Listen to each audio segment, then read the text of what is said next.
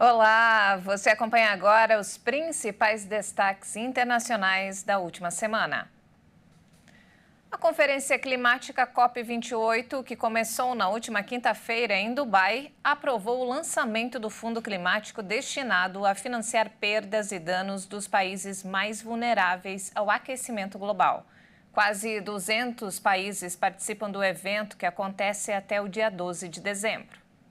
A Conferência das Nações Unidas para o Clima começou com o peso de um novo relatório que confirmou que 2023 está prestes a se tornar o ano mais quente já registrado. O secretário-geral da ONU, Antônio Guterres, apelou para que os líderes mundiais façam alguma coisa para tirar o planeta desta situação. O presidente da COP de Dubai, Sultan Al Jaber, abriu a conferência pedindo colaboração. Ele disse que muitas empresas petrolíferas adotaram metas de zerar as emissões para 2050. Estou grato por terem se esforçado para essa jornada revolucionária, mas não é o suficiente, podemos fazer mais, afirmou. Mas ambientalistas questionam o real empenho do sultão Al Jaber em pressionar essa indústria. Ele é o chefe da petrolífera estatal dos Emirados Árabes Unidos, país que está entre os 10 principais produtores do mundo. A Conferência Climática aprovou logo no primeiro dia de evento o lançamento do Fundo Climático destinado a financiar perdas e danos dos países mais vulneráveis ao aquecimento global. A decisão histórica, que foi aplaudida pelos delegados dos quase 200 países presentes à reunião, concretiza o principal resultado da COP27, ocorrida no ano passado no Egito, quando foi aprovada a possível criação do fundo, mas sem definir os detalhes de seu funcionamento. Um dos maiores produtores de hidrocarbonetos do planeta, os Emirados Árabes Unidos, anunciaram imediatamente uma contribuição de 100 milhões de dólares para o fundo. Diversos países europeus também devem anunciar em breve uma primeira contribuição. A guerra entre Israel e Hamas já deixou mais de 16 mil mortos e um rastro de destruição. Durante os últimos dias, vários acordos de trégua foram firmados, o que permitiu a libertação de dezenas de reféns de Israel e estrangeiros mantidos pelo Hamas na faixa de Gaza. Enquanto isso, o secretário-geral da ONU, Antônio Guterres, alertou que a faixa de Gaza está em meio a uma catástrofe humanitária, à medida que crescem os apelos por um cessar-fogo para substituir a trégua temporária. O chefe da ONU também destacou que a fome avança no enclave, especialmente ao norte, e que a situação sanitária nos abrigos representa uma séria ameaça à saúde pública. A população de Gaza está no meio de uma catástrofe humanitária colossal, bem diante dos olhos do mundo. Negociações intensas acontecem para prolongar a trégua, a qual apoiamos, mas acreditamos que é necessário um verdadeiro cessar-fogo humanitário. A Organização Mundial da Saúde constatou um aumento expressivo das doenças contagiosas no momento em que muitos hospitais do enclave estão sem condições de funcionamento. Segundo a ONU, mais da metade das casas de Gaza foram danificadas ou destruídas pela guerra, que também provocou o deslocamento de 70% dos 2.400.000 moradores do território palestino. O Programa Mundial de Alimentos havia alertado nos últimos dias que toda a população local corria risco imediato de morrer de fome. Com a pausa nos combates, a ajuda humanitária se intensificou e mais de 2.000 caminhões com suprimentos já puderam acessar o território palestino, segundo uma fonte do governo americano. A Organização para a Cooperação e Desenvolvimento Econômicos alertou que o conflito no Oriente Médio pode causar sérios danos à economia mundial. A previsão de crescimento para 2023 foi diminuída. Uma das principais consequências pode ser o aumento dos preços do petróleo e do gás. O conflito no leste europeu também preocupa a ONU. A Agência Internacional de Energia Atômica alertou que os perigos se multiplicam em torno das usinas nucleares ucranianas devido à proximidade dos combates com as tropas russas e aos cortes de eletricidade. Na França, onde visitou um local onde serão enterrados resíduos radioativos, o diretor-geral da Agência Internacional de Energia Atômica, Rafael Grossi, disse que os perigos em torno das usinas nucleares ucranianas se multiplicaram. Sobre a central de Zaporizhia, a maior da Europa, o argentino disse: há toda uma gama de perigos que estão se multiplicando e que acho que estarão conosco até o fim do conflito. Com a nossa presença contínua, estamos tentando mitigar um pouco, ter um efeito dissuasivo em todos, evitar que a miséria desta guerra seja agravada por um acidente com consequências radiológicas. Pour éviter que à la misère de cette guerre, on ajoute un accident avec des conséquences radiologiques, n'est-ce pas? Grossi também mencionou cortes de energia, que representam um risco para a função de resfriamento dos reatores. A usina de Zaporizhia caiu nas mãos do exército russo em março de 2022. Desde então sofreu um incêndio e foi cortada da rede elétrica em várias ocasiões. Uma situação precária que gera o temor de um acidente nuclear importante. As partes em conflito trocam acusações de quererem provocar uma catástrofe. E falando agora sobre economia, a inflação ao consumidor na zona do euro desacelera em novembro. Os valores atingiram o menor índice em mais de 2 anos. A inflação na zona do euro caiu 0,5 ponto percentual em novembro, a 2,4% em termos anuais, e alcançou o menor nível em pouco mais de 2 anos, uma tendência que coloca sob pressão a política de taxas elevadas do Banco Central Europeu. De acordo com a Agência Europeia de Estatísticas, a Eurostat, a inflação da zona do euro atingiu 2,9% em outubro. O resultado de 2,4% de novembro ficou abaixo da expectativa dos analistas e empresas de consultoria. Neste nível, a inflação se aproxima da meta estabelecida pelo BCE de aproximadamente 2%. A inflação caiu de forma constante desde que alcançou o recorde de 10,6% em outubro do ano passado, momento em que era mais forte o impacto da guerra na Ucrânia sobre o preço do gás e do petróleo. Porém, o fator mais importante na tendência é que a inflação subjacente, que não considera preços voláteis, também experimentou uma sensível desaceleração de 4,2% em outubro a 3,6% em novembro. O aumento dos preços da alimentação, incluídos o álcool e o tabaco, desacelerou para 6,9% depois de 7,4% em outubro. A zona do euro é formada pelos 20 países da União Europeia que utilizam a moeda comum e cuja política monetária é conduzida pelo Banco Central Europeu. O presidente eleito da Argentina, Javier Milei, confirmou Luiz Caputo como próximo ministro da Economia do país. O economista de 58 anos é ex-presidente do Banco Central argentino e foi ministro das Finanças do governo do ex-presidente Maurício Macri. Milei afirmou que o nome já tinha sido definido e que, para melhorar a condição econômica do país, é necessário resolver a questão dos títulos de dívida de curto prazo do Banco Central, os chamados LELIC. Os LELIC são uma obsessão de Milei, já que o cumprimento deles acarreta uma grande questão monetária para um país sem acesso ao crédito, o que, em grande medida, leva a um aumento da inflação. Caputo foi ministro das Finanças e presidente do Banco Central durante o governo de Maurício Macri. Ele acompanhou Milei na recente viagem a Nova York e Washington, a primeira após a eleição. Caputo participou, junto do futuro chefe de gabinete, Nicolás Posse, de uma reunião técnica com o Fundo Monetário Internacional, com o qual a Argentina tem um acordo de crédito equivalente a quase 215 bilhões de reais. Na carreira privada, atuou no setor de finanças do banco de investimentos JP Morgan, em Nova York.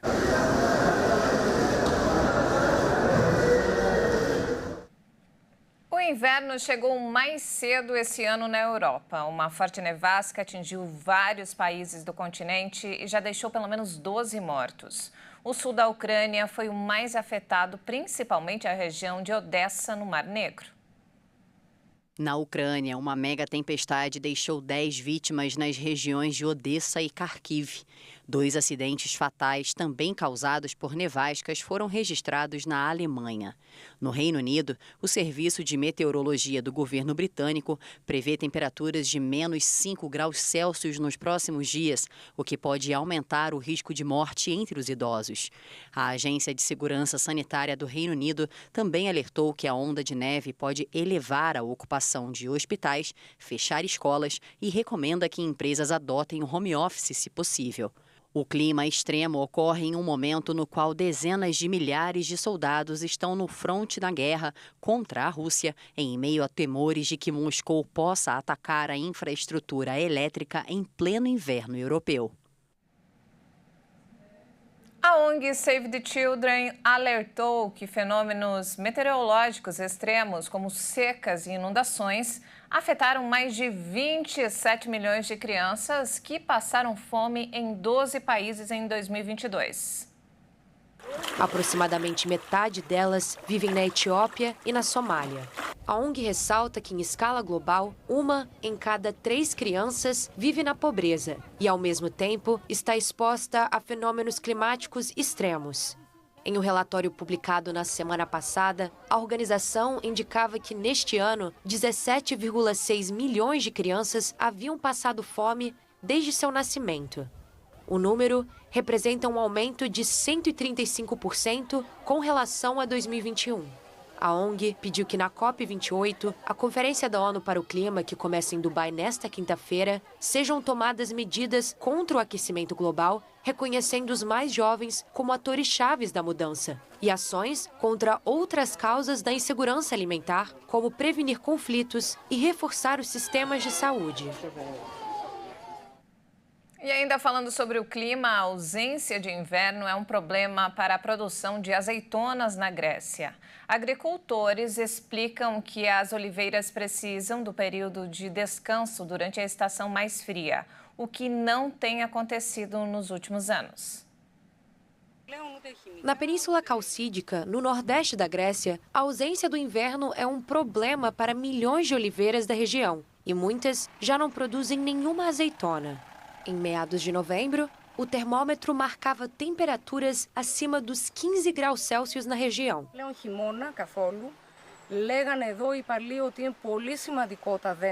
Não temos mais inverno. Os antigos costumavam dizer que é muito importante que as árvores descansem neste período. São necessários cerca de 1 a 2 meses de bom frio para que a árvore descanse, não produza seiva, não produza nada, para que possa produzir mais tarde. E não temos tido isso nos últimos 5 a 10 anos. Temos um clima muito seco, com poucas chuvas e muito intensas. E o solo não tem tempo para absorver a água. Λίγες βροχές και πολύ έντονες δεν προλαβαίνει το έδαφος να απορροφήσει. O impacto nos produtores já é enorme, com perdas de cerca de 200 milhões de euros, equivalente a cerca de 1,67 bilhão de reais de faturamento, apenas na Calcídica. De acordo com um estudo sobre alterações climáticas realizado pela Universidade Aristóteles, a temperatura média na região deverá aumentar, na melhor das hipóteses, entre 1,5 e 2 graus Celsius nos próximos anos. Gigantes do setor na União Europeia, como Itália e Espanha, enfrentam problemas similares, o que faz aumentar o preço do azeite de oliva e da azeitona, bases da alimentação na região mediterrânea. Segundo estimativas do bloco, a produção do produto na União Europeia deve cair 39% em 2022-2023, em comparação com 2021-2022.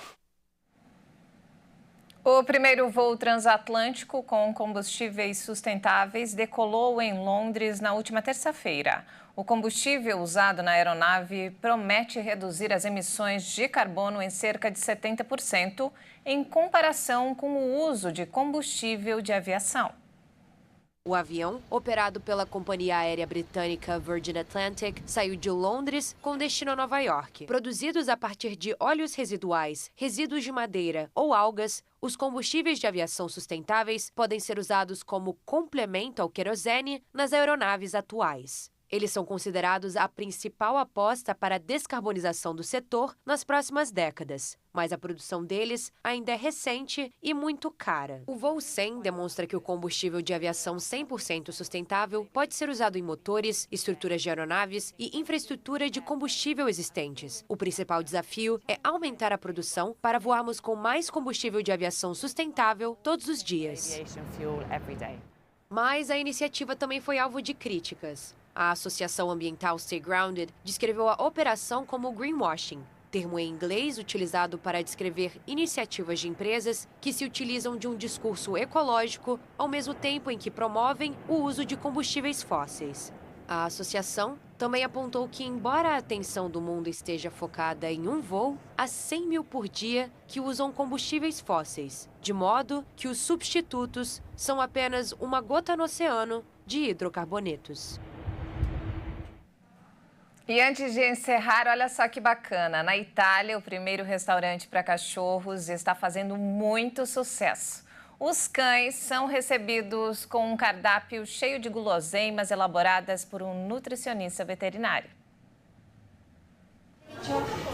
Abre o primeiro restaurante para cachorros na Itália. Aqui, os leais bichos de estimação têm o próprio cardápio e comem à mesa com os donos. Para determinar os ingredientes adequados, o chefe do restaurante, que trabalhou anteriormente como treinador de cães, afirma que o menu foi elaborado com um nutricionista veterinário. Creato in modo molto simile a quella dell'uomo, no? Un po' una composizione che chiaramente abitualmente. O cardápio foi criado de forma semelhante ao cardápio de humanos, uma composição que podemos comer normalmente. É claro que tentamos condimentá-lo sem usar temperos, sais ou óleos, tentando transformá-lo em uma refeição cozida com uma apresentação gourmet. Per poi riproporlo in una forma un po' gourmet.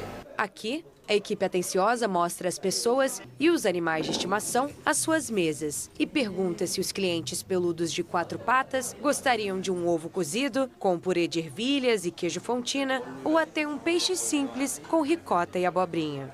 Não se ouve um latido sequer. Os convidados se concentram em suas tigelas, sentados em cobertores de lã, ao lado das mesas de seus donos. Desde a inauguração, o Fiuto tem recebido uma média de 6 a 10 cães todas as noites durante a semana e de 10 a 15 cachorros aos sábados e domingos. O preço por cabeça pode chegar a até 20 euros, o equivalente a R$ 106, dependendo do tamanho do animal. Que fofura, adorei a iniciativa. E não temos mais tempo, essa edição fica por aqui. Mais informações ao longo da nossa programação. Muito obrigada pela companhia, um ótimo fim de semana para você e até mais.